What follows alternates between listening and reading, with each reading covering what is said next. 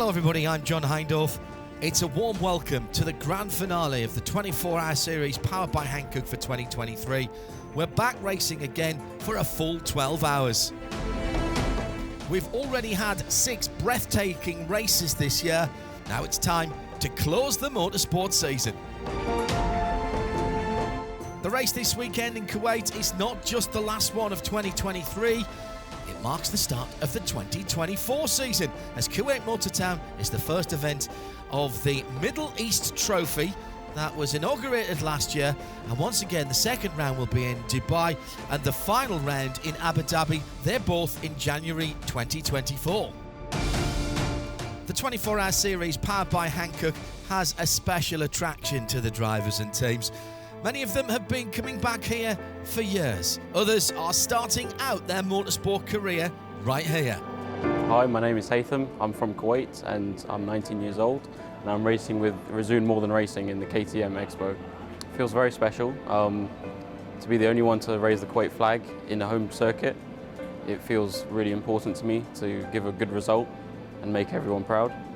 I don't have that much experience. I have had experience from last year and a couple of track days around here, but yeah, it's not a load of experience. I'm still learning this new layout today, and I would say my favorite section is probably like from turn 3, 4, and from then to the S's is a really nice section. It's not just the series and the drivers that are special. This circuit, well, it's brand new to many of the drivers, as it is for Haytham. Kuwait Motor Town is this Gulf state's first permanent motorsport venue, and it had its first year of racing in 2019. The track runs anti-clockwise. It's 5.156 kilometres, just over 3 miles of exhilarating driving pleasure. 18 turns in the configuration that we're using this weekend, and an over 1 kilometre long straight. The Hankook 24-hour series is back at Kuwait Motor Town for the second time. But this time, a slightly modified layout. It's a bit shorter, but no less demanding. You know, frankly, we enjoyed the higher speed part of the track back there, but it's just a change up. It's a little different looking turn than most folks are used to seeing around here. It's a really tight turn with a little bit of banking. So it is a different experience for most of the big European F1 type tracks that we run on. So let's take a closer look at a new adventure that the drivers are facing this weekend. A lap of the full GP circuit starts with a 210 plus km/h blast down the start-finish straight. That's over 130 miles an hour. And then you arrive at turn 1. Taken in 4th gear, the GT front runners lifting slightly, but still being well over 110 miles an hour, 180 kilometers an hour. Then the flat-out charge down to turn number 2.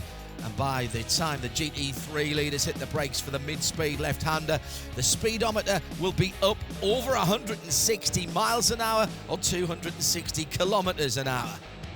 A short climb out of turn 2, up and over, down into the blind downhill S's at turns 3 and 4, and then a potentially tyre-shredding, seemingly endless left-hand ball through turns 5 and 6. Have to balance the car on the throttle here. Speed still over 100 miles an hour, 160 kilometers an hour, but if you lean too heavily on the throttle, you'll be well offline for the shorter, tight, right-handed spoon curve at turn number 7.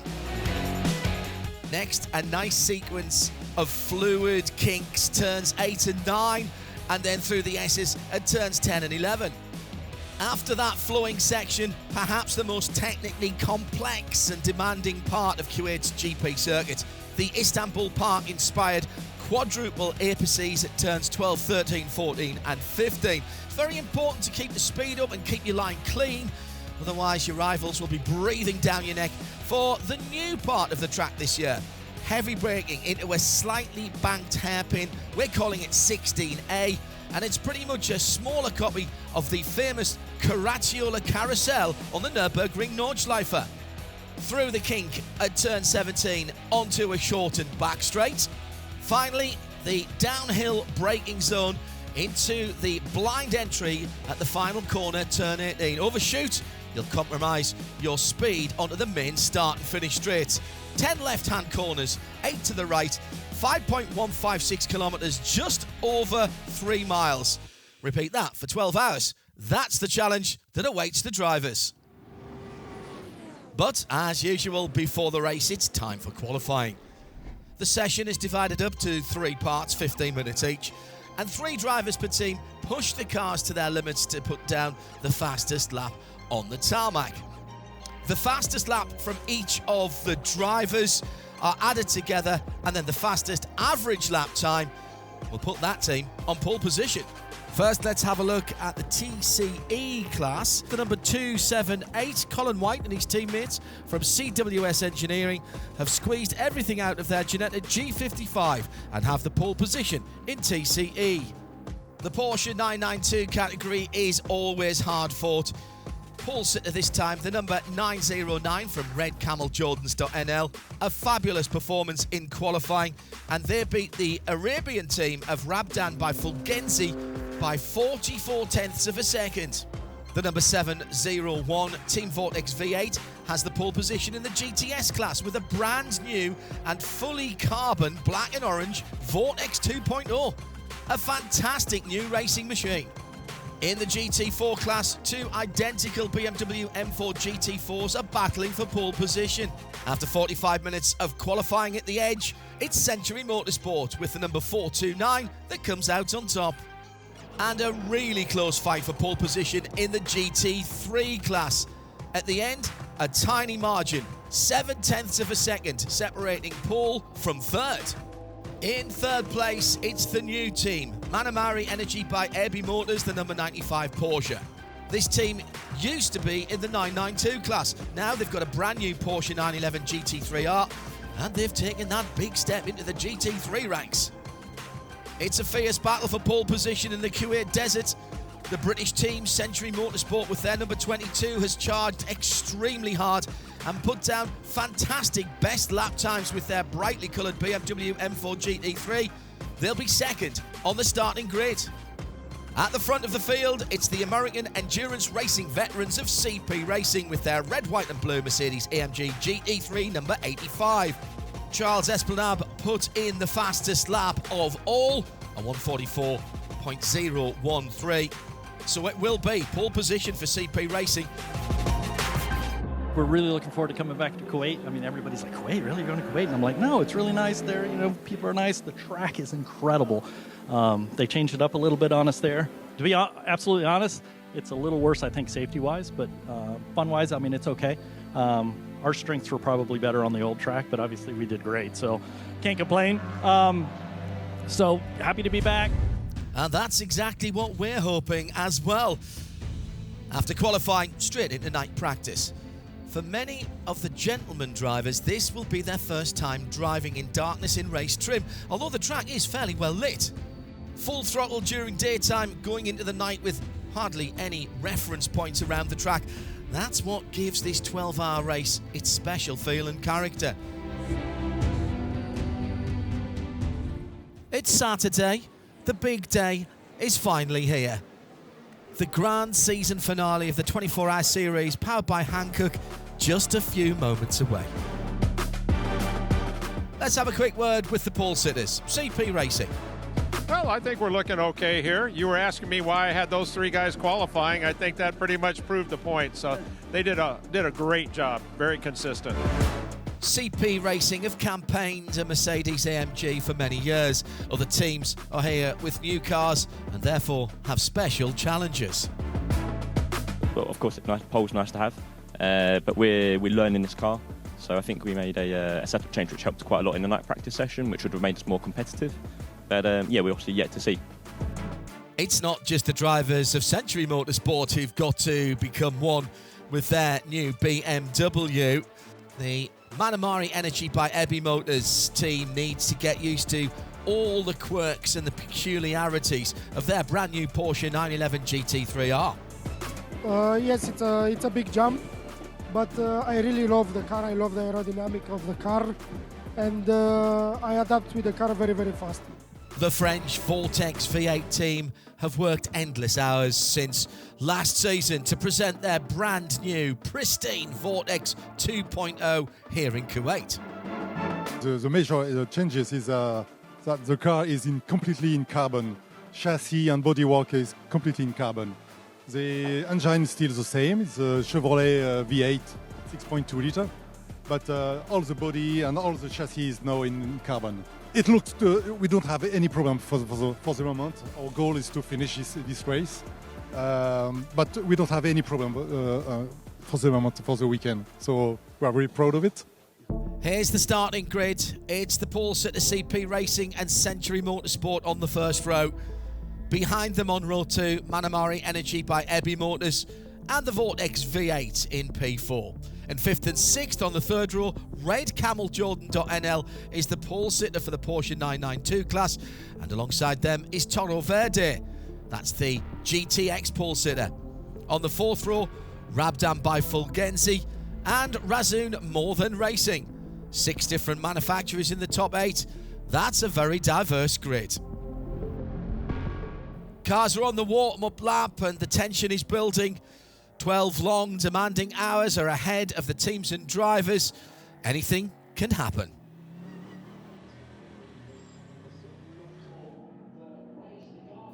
Here's the whole field coming onto the start-finish straight. Ready to go flat out as the red lights go off and the final race of the 24-hour series of 2023 is underway. 12 hours to go. Every 10th of a second counts. The drivers are getting up to top speed very quickly. On the outside line, Lewis Plato in the multicoloured Century Motorsport BMW. Fantastic start from second place straight past Charles Esplanade of CP Racing even before they get down to the first braking area. What a start from Plato. Almost like he was fired from a steam catapult. Several lengths ahead of the pack already. It's Olivier Gomez in the black and orange Vortex in third. He's got past Sabino de Castro in the Porsche of Manamari Energy by Ebby Motors. So it's Century Motorsport comfortably ahead of CP Racing in Team Vortex V8. Manamari Energy by Ebby Motors in fourth. Then the battle of the 992 Porsches. Red Camel Jordans in fifth. Kate Kramer Racing in sixth. Rabdan by Fulgenzi in seventh. Then the Razzoon More Than Racing KTM rounds up the top 8. Lots of battles going on further down the field. Drivers fully focused. No incidents so far. We've got a long way to go though, and anything can happen during this 12-hour race. Getting away from the start with good pace and in a good position, important, but of course staying out of trouble is always the highest priority. Sabina de Castro in the Porsche of Manamari Energy by Ebby Motors, the number 95 now, right with Team Vortex's Olivier Gomez. De Castro flashing the headlights. Porsche looks a bit stronger here. On the back straight, Castro out of the slipstream, goes down the inside of Gomez, finally overtakes the French car. It's not been a great first few laps for Castro. He's lost 7 seconds on the leader. Here's some early drama for Team Vortex V8. They're in the pits with just 10 minutes gone on the jacks and already pushed back into the garage by the mechanics. Let's hope this is not serious, but an awful start for the likeable team. It's an alternator belt problem and a new belt being fitted. Let's have a look at the 992 class for Porsche Cup cars. Rick Breuker's doing a great job, as always, in his orange Porsche, Red Camel Jordan.nl. He's holding on to the lead and defending from Tobias Müller from K. Kramer Racing, keeping comfortably at bay at the moment. Meanwhile, behind them, it's local hero Haythan Karajuli in the KTM Crossbow from Razzoon More Than Racing. He's leading the GTX class after the problems for Team Vortex a few laps ago. Charles Esplanade has definitely found his rhythm now. He lost 9 seconds or so to Lewis Plato in just the first 5 laps. He's putting in just as quick lap times now as the leader in the Century Motorsport car. Both drivers round about 1 minute 45 seconds or thereabouts for a lap. In third, it's Sabina de Castro in the Porsche from the Italian flag Manamari Energy by Ebby Motors team. He's almost equaling the leaders. So the race has calmed down a little bit, but you never know when it's going to all kick off again. Somewhat less than calm for the young Kuwaiti Haytham Karajuly in the red and white KTM crossbow from Razzoon More Than Racing. Going by Tobias Müller in the red and orange Porsche from K Kramer Racing. That's 5th overall. And Karajuly is keeping on pushing. It's only taken Karajuly a couple of laps to be in the rear mirror of Rick Breukers. The KTM from Razzoon More Than Racing seems to have a perfect setup here in Kuwait. Haytham certainly knows his home track like the back of his hand. On to the start-finish straight. This is it. This is the time. Karajuly on the bumper of Rick Breukers, comes out of the slipstream, down the inside, side-by-side racing. Rick fighting, but the KTM crossbow has a higher top speed. That's now 4th place for Haytham Karajuly. He's on a mission here on home soil. Team Vortex still struggling with problems. They wanted to send the car back out on the track quite some time ago, but the alternator issue has not been resolved. 20 minutes lost for the team, and the Chevrolet V8 engine is revving again as Olivier Gomez resumes the race. Time and 14 laps have disappeared. Still more than 11 hours on the clock, though.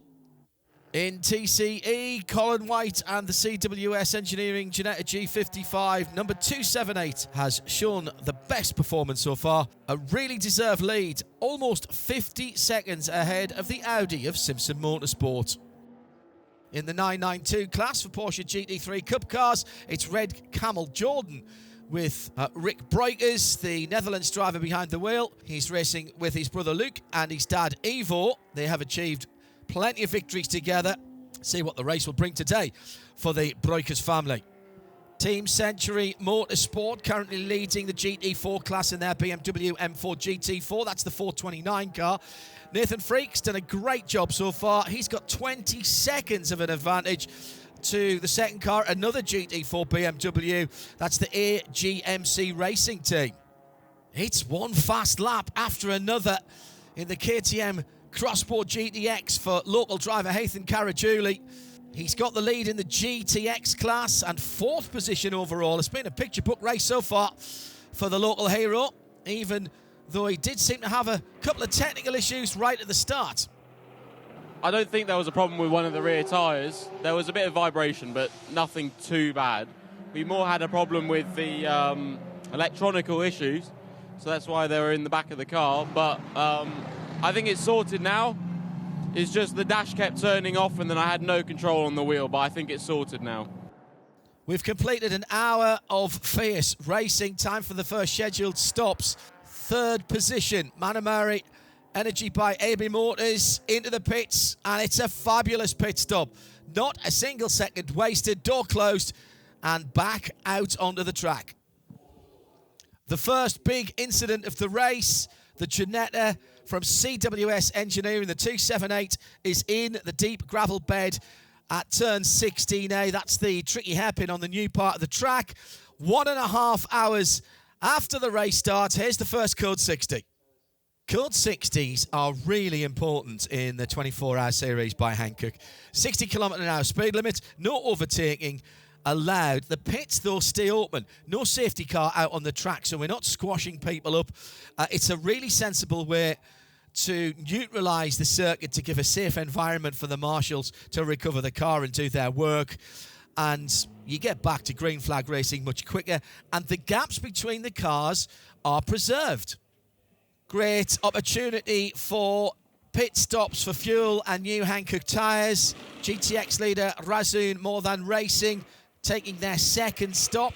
From 2nd, Charles Putman in the CP Racing Mercedes, also coming in for new Hankooks and to fill up the fuel tank. Amazing job by CP Racing. You couldn't ask for a better pit stop. Getting the fuel strategy right is crucial in the Hankook 24H series, and the rules have been tweaked a little. Now under Code 60, you can only get 25% of your full fuel allowance. It used to be 50%, but only the full amateur teams, like CP Racing here, can still get 50%. Now that could turn out to be a great advantage as the race progresses. Well, the Code 60 has mixed up the ranking just a bit. Plenty of teams have been in the pits, but working it out the best, CP Racing. They've taken the lead back again, back at the front for the second time, 55 laps completed. Cosmo Papi in the Porsche 911 GT3R Manamari Energy by Ebby Motors is hot on the heels of Charles Putman. Papi snatching the lead from Putman, new leader, Cosimo Papi in the 95 Porsche. Conditions quite tricky here. Quite a few drivers have had a spin or even been off the track. A desert circuits, such as the one here at Kuwait, this is not unusual. You'll get sand and dust on the edges of the track, and offline it's very slippery. So when the drivers want to go flat out, they still have to be very sensitive on the accelerator. Well, the track is quite tricky. It changes every day, maybe even every hour. So we were struggling a little bit with oversteer, but it held up to the end of the stint. So overall, I'm quite happy with the balance. For me, the biggest thing is it hurts the vision. You know, all that dust in the air is sort of like a haze or a fog, and the sun, we got this brilliant, Arabic sun out there, and so it sort of puts a big haze on the area. It makes it a little difficult to see at times. And of course, when cars go offline, it looks like a boat going through water. It's just the dust rolls right off of them. So. And there's a mistake for Saif Alameri in the Rabdan Porsche. He's completely missed the apex of turn 11, and he's well off the circuit. What a good reaction, though. He hasn't panicked. He's just let the car go, catches it, gets it back from the run-off zone, and keeps it out the gravel bed. It's been a flawless run for Team Razzoon More Than Racing. The KTM running like clockwork. All three drivers, who have all been in the car now, by the way, they're doing a brilliant job as well. A deserved reward and a comfortable lead in the GTX class, 5th position overall. I don't believe it, the curse of the commentator here. As soon as you compliment the team for a good performance, and Daniel Drexel off into the gravel at that tricky hairpin at turn 16A. This is going to put them back.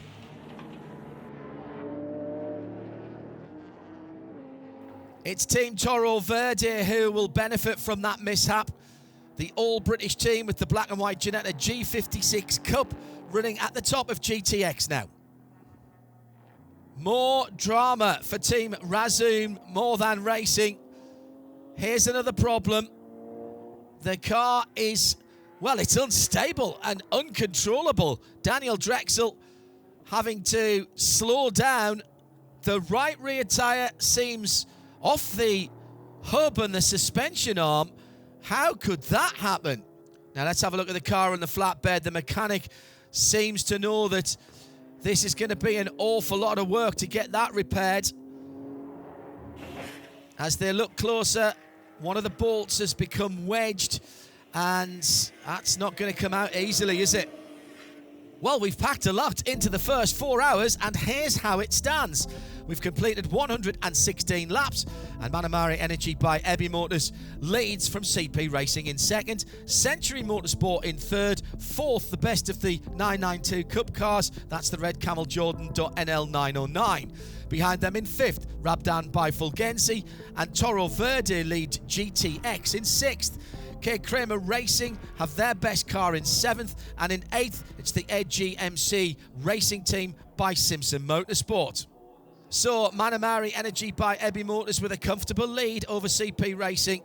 They've just done their pit stop, and the Italian team is 1 minute 20 seconds ahead of CP. Now it's that time of the race where you've just got to keep up your rhythm and try and get through the upcoming hours unscathed. It's the same motto and the same plan for CP. Once again, the AMG GT3 shows all of its strength and its reliability. Charles Putman back in the car. This is his second stint trying to close down Sergio Nicole from Manamari Energy by Ebby Motors. The pit stop cycle causing another change with Sergio Nicole into the pits. That puts CP Racing back in the lead.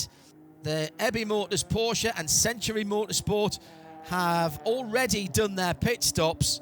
CP Racing have only done 5 stops to their 8 so far. Here's where the advantage is starting to play out for the Americans as the race continues. In the Porsche 992 class, redcameljordan.nl showing very well. It's been faultless for them so far.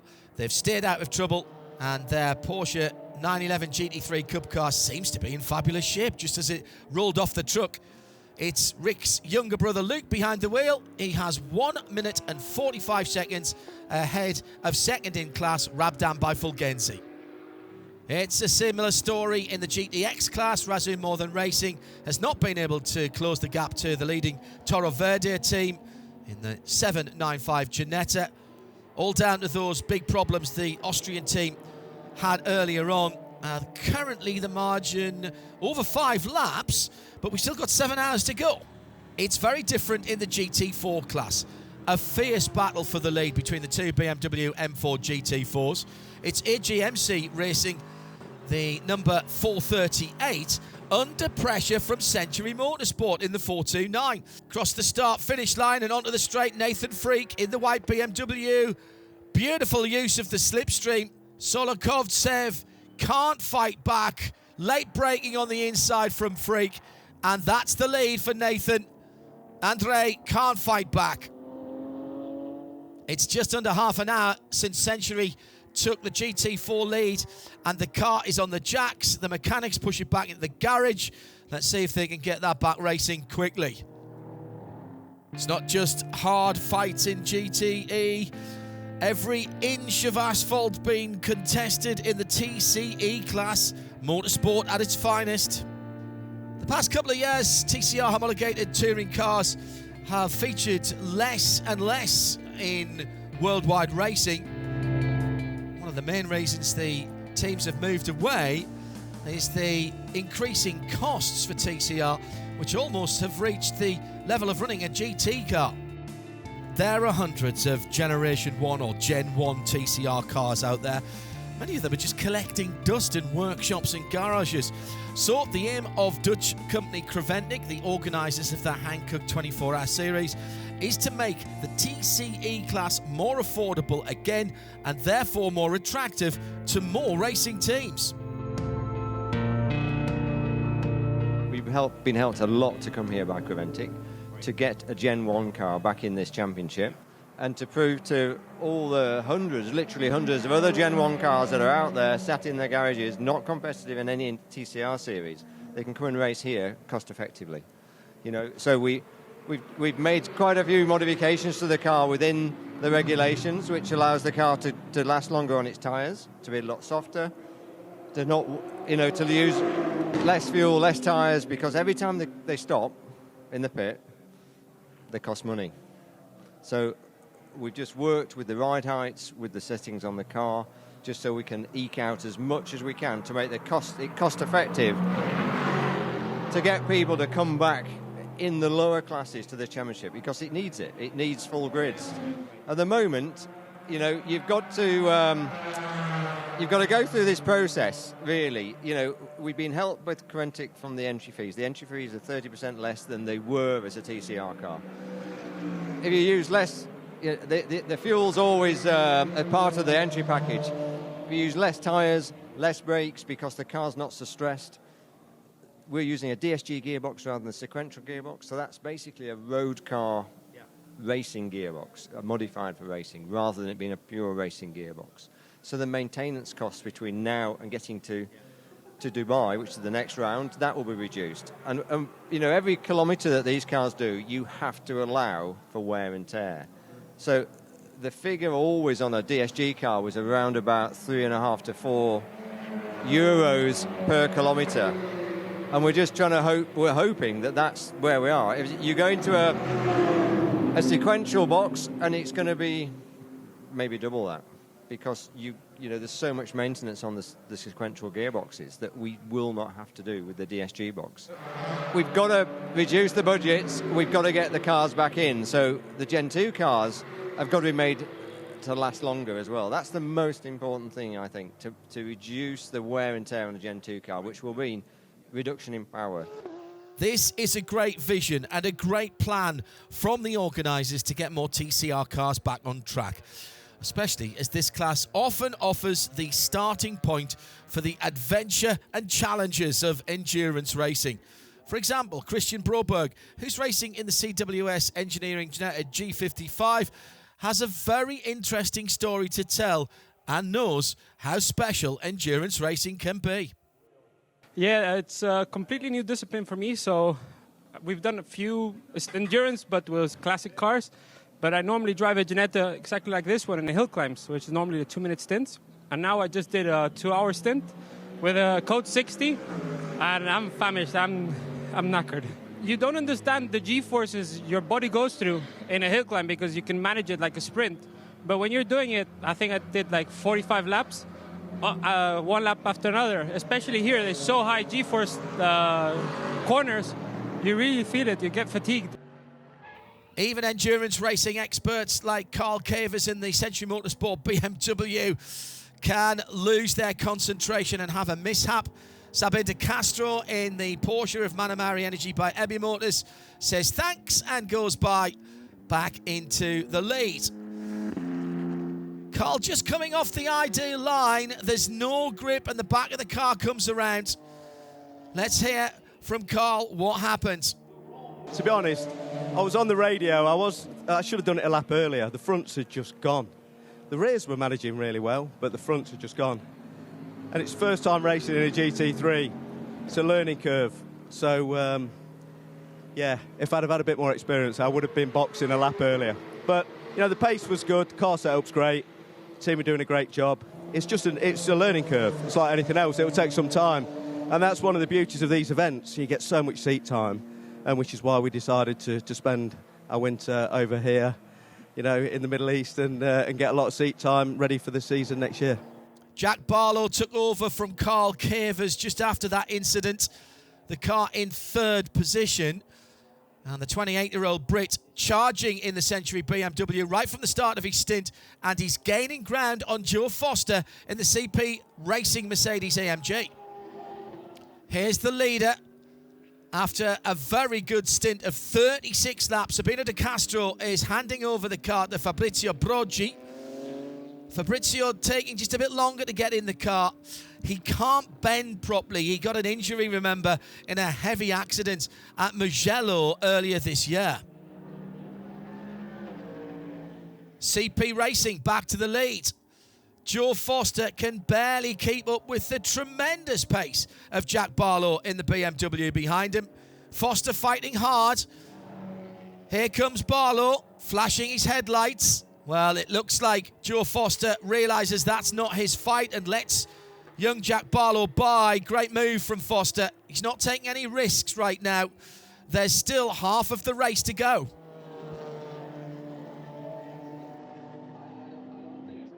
Fire under the back of the GTX class Vortex.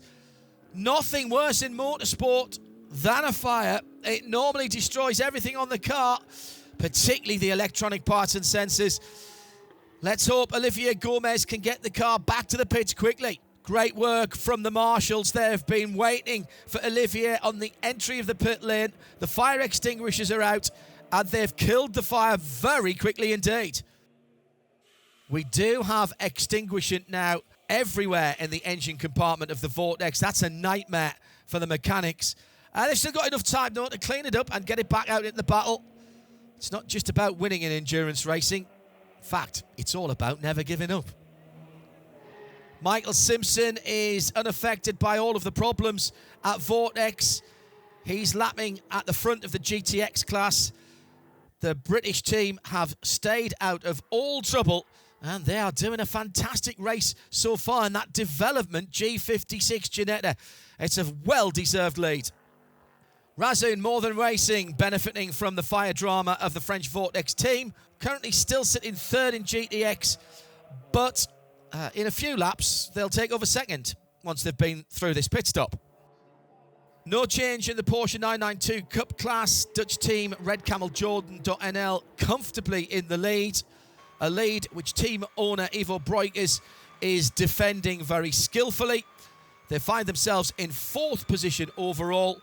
with Rabdan by Fulgenzi round about a minute behind. At the top of the overall standings, it's been a super run by Jack Barlow in the number 22 BMW Century Motorsport. By the end of the stint, Jack's got almost 40 seconds to second place Joe Foster. Jack's been putting in laps around about 2 seconds quicker than the experienced American in the AMG GT from CP Racing. Jack has really squeezed all of the performance out of his Bavarian racing machine. Time for another full service pit stop for the leaders. New tyres, a driver change, and then down to the fuel tanks for a full fuel load. And it's Lewis Plato jumping back into the car. Very simple mission for him. Keep the position at the head of the standings and no mistakes. As usual at this time of the year in the Middle East, night settles very quickly over the desert. Biggest challenge now for the drivers is the darkness around the track. It is lit, but it's not totally brightness. And this is what happens when you do lose concentration. Daniel Drexel, Resoon More Than Racing, almost stuck in the gravel again.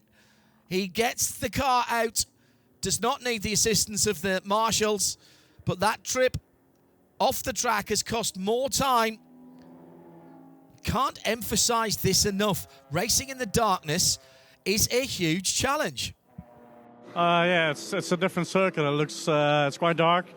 It's quite hard to find some of the apexes. So yeah, it's a really nice circuit in the dark as well. We're just pushing, trying to save the tires, save the fuel. We have quite some gap, so we're not risking anything. I'm not so sure what the others were doing. So yeah, it felt good. I mean, we're just trying to race our own race, not make any mistakes. I think if we keep doing like we have done so far, we will be in a good position to win the race. In addition to the right strategy, quick, slick pit stops are absolutely key if you want to be on top in a 12-hour Hankook race. So not only the drivers have to do an outstanding job, the mechanics are playing their vital role too. When it comes to victory or defeat, brilliant teamwork is the basis for success in endurance racing. Just 4 mechanics are allowed to change the tyres. New for this race, they're wearing yellow armbands, not the gilets anymore. Mechanic is also responsible for cleaning the windscreen, and the green armband is worn by the team member who helps with the driver change. Particularly useful for getting the seatbelts right. 2/3 of the race are completed. 230 laps done by the leader. Here's the standings after 8 of 12 hours. British team of Century Motorsport lead from Manamari Energy by Ebi Motors in second. The pole sitter CP Racing holding on to third. And remarkably, the top 3 are still on the same lap. 4th position for the 992 class leader. That's the 909 Red Camel Jordan Porsche. Behind them, Rabdan by Fulgenzi in 5th. Torre Verde in 6th position. Their lead GTX in the Ginetta G56. Kay Kramer still in the top 8. They sit in 7th. And making up that top 8, AGMC Racing by Simpson Motorsport. They're leading GT4 with their BMW. Into the last third of the race, crunch time now, and it's been a little while since we took a look at the TCE class. First half of the race dominated by CWS Engineering and their Ginetta G55. However, just a few minutes ago, the British team had to deal with a severe problem on their car. They handed over the class lead to Simpson Motorsport in the number 138. Their Gen 1 TCR Audi RS3 LMS, certainly not the fastest car on the grid, but so far it's been super reliable and has run without any problems. Over 9 hours completed now, CP Racing in a strong 3rd position, but the American team has an advantage. All amateur team, that means they're allowed to take more fuel during a Code 60 than their GT3 competitors. That's one of the reasons that they have pitted fewer times than their opponents so far. Manamari Energy by Ebby Motors, the number 95 Porsche, and Century Motorsport in the BMW number 22 have both been along the pit road 12 times. CP Racing, just 8 stops so far. To be honest with you, if we had more cars and maybe more Code 60s, it would actually play a little better to us. But right now, I think it's going to be just an all-out fight. I mean, we're quick, but the pace of the BMW, the pace of the Porsche with the right shoe behind it is really, really quick. A long period of green flag racing comes to an end after the Vortex number 701 has ended in the gravel bed. More work for the marshals. This Code 60 could not have come at a worse time for Manamari Energy by Ebby Motors. They were due a normal pit stop and therefore taking a full tank of fuel, but now they can only top up 25% of their allowance. That's a disaster for the leader. That could put their victory in jeopardy. Now, here comes CP Racing in the AMG GT. Remember, they can put twice as much fuel in the tank than the Manamari Energy by Ebby Motors just did. Time to have a look at the class leaders. Race looks pretty easy for Red Camel Jordan.nl. The number 909 Porsche are cruising at the head of the 992 Cup class. They've got a 4-lap advantage over Rabdan by Fulgenzi in second. In GTX, the leader's margin is even more comfortable. Toro Verde's Ginetta G56 Evo is running like clockwork. None of the drivers have made any mistakes, so they've stayed out the gravel beds. An unbelievable 17-lap lead to the second-place team, Razin More Than Racing, in their KTM. AGMC number 438 leading GT4 a little more than 2 hours before the end of the race. They're cruising too. They've got 8 laps on Century Motorsport in the similar car as they head towards victory here in Kuwait. And last but not least, in the TCE class, it's Simpson Motorsport in the black Audi RS3 LMS, the number 138, in the lead ahead of CWS Engineering. So in the majority of classes, the standings are pretty clear as we head in towards the end of the race. All the leaders need to do now is get to the checkered flag and then pick up their silverware. Well, here it is, as we predicted. Extra pit stops from the 2 other GT3 cars, and CP Racing's AMG GT is back in the lead. Joe Foster into the pits for CP Racing's 11th and probably last pit stop of the race.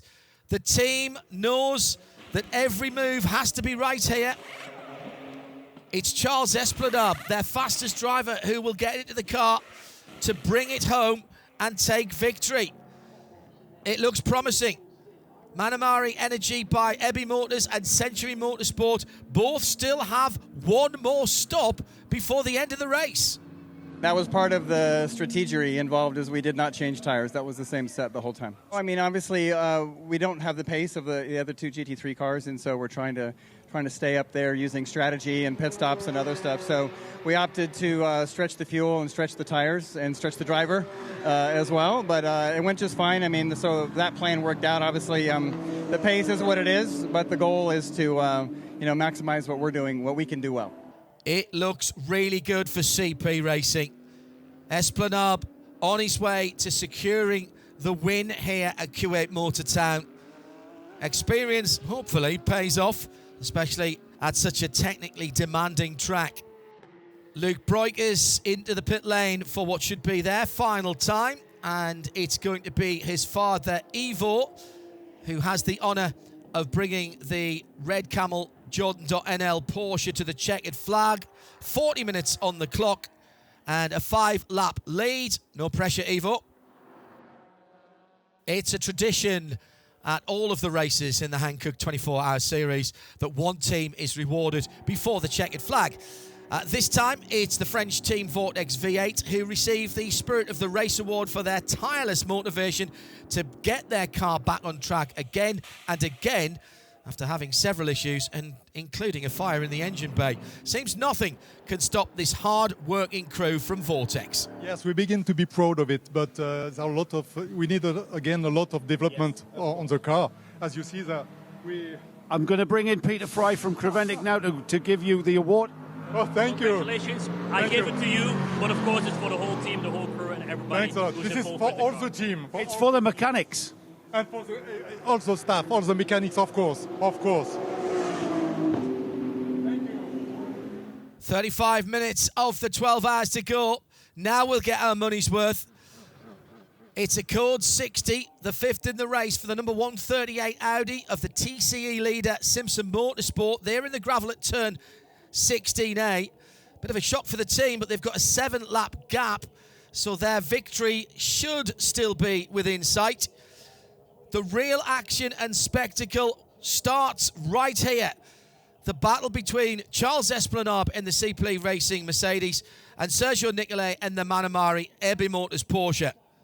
Jack Barlow has to come into the pits for the Century Motorsport BMW final stop. He was running out of drive time. Remember, just 2 hours per driver per stint. So Lewis Plato takes over the BMW. If he wants to get involved in that battle for victory, he needs to light the afterburners. 45 seconds is the gap between him and the leaders. Just about 30 minutes left on the clock. That seems like an impossible mission. Still code 60. Esplanade and Nicolai, nose to tail, waiting for the track to go green. Who will react quicker? Who will be first on the throttle? It's green. Nicolai immediately onto the inside line. Esplanade react brilliantly. The door's closed. This is going to be an incredible last half an hour of pure racing action. Esplanade and Nicolai, both extremely skilled drivers, and neither will give an inch. Tension is incredible. The teams are watching the action from their pit boxes. On track, the picture is the same. Esplanade still ahead of Nicolai. The Romanian is giving everything to get past Esplanade. The American fends off every attack of Nicolai. This is an epic battle. What a finale of the race. The victory so close for both teams. Motorsport fans cannot ask for more than this. We're down to qualifying lap times. 1 minute 44 flat. And even under that for the last 25 minutes now. Sergio Nicolai getting extremely close to Esplanade. He just can't get the overlap and get the overtake done. Traffic may be a factor now.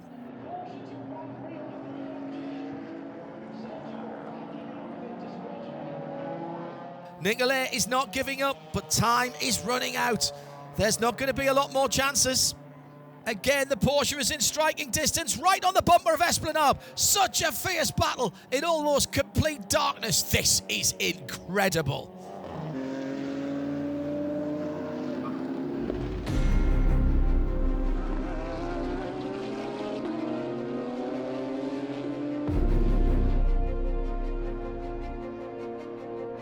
This is the chance for Sergio Nicolai, side by side with Esplanade. He's on the better inside line. Very late braking indeed. He's gone through, but Esplanade cuts back from the outside line. Great reaction from Esplanade, and he keeps the lead. It's the last lap of what has been an outstanding Hankook 12-hour race. Charles Esplanade in the Mercedes AMG GT3 still leading ahead of Sergio Nicolai for Manamari Energy by Abbey Motors, both fighting like gladiators for victory here at Kuwait Motor Town. A final attack by Nicolai. Once again, he tries to go through on the inside. Esplanade defends his lead with all the experience that he's gained from decades in motorsport. Here's the checkered flag for the winners of the Hankook 12 Hours at Kuwait. CP Racing with Charles Esplanade, Charles Putman, Shane Lewis and Joe Foster. 363 grueling laps and a nerve-wracking last half an hour of motorsport at its very best. They secure a fabulous victory ahead of Manamari Energy by Abbey Motors and Century Motorsport in third. He brought it home for us, man. He drove his heart out on that one. I wouldn't want anybody else to finish that car but him. He did just such an amazing job. Really amazing. That is some of the best driving of both of those guys that I've seen in a long time. That was just an amazing show. Wow. Charles Esplanade brings the car back to Parc Fermé and celebrates with his teammates, as he absolutely should do. They did an awesome, awesome job. Raced the whole way. He raced me very clean. I got to say, it was pretty awesome. I'm like at a loss for words, and being here with these guys, and oh man. Yeah, it's our first race. I want to thank to the team. They did an amazing job. They make a really great car. I did the fastest lap. I was every time fastest driver on the track. And I also thank to my wife that is staying home with my son. He's 2 years old. It was an amazing race. We will be back in Dubai and we'll be better. Undoubtedly, all teams on their respective podia will celebrate their performances. Here's the overall finishing order. Winners, CP Racing. Second place, Manamara Energy by Abbey Motors. And third, Century Motorsport. The trophies have been handed over. The celebrations can begin. Here are the final standings. CP Racing take the overall victory. In second, it's Manamari Energy by Abbey Motors ahead of Century Motorsport on the third step of the podium. Fourth, and the win in the 992 class going to redcameljordan.nl. Rabdam by Fulgenzi in fifth. Sixth position, K Kramer Racing. Toro Verde seventh, and taking GTX. AGMC Racing Team by Motorsport round out the top 8 and win GT4. Kuwait Motor Town has delivered everything we were expecting. Drama, action, excitement, deep disappointment and heartbreak for some. For others, of course, joy, relief and elation. And that rounds off the Hankook 24H Series for 2023. But of course, this was also the first round of the Middle East Trophy for 23-24, and in 6 weeks' time, it'll be round 2. We'll be about an hour's flight time south of Kuwait as we head to the glittering metropolis of Dubai to kick off the 2024 season. I'm John Hindhaugh. I'll see you there.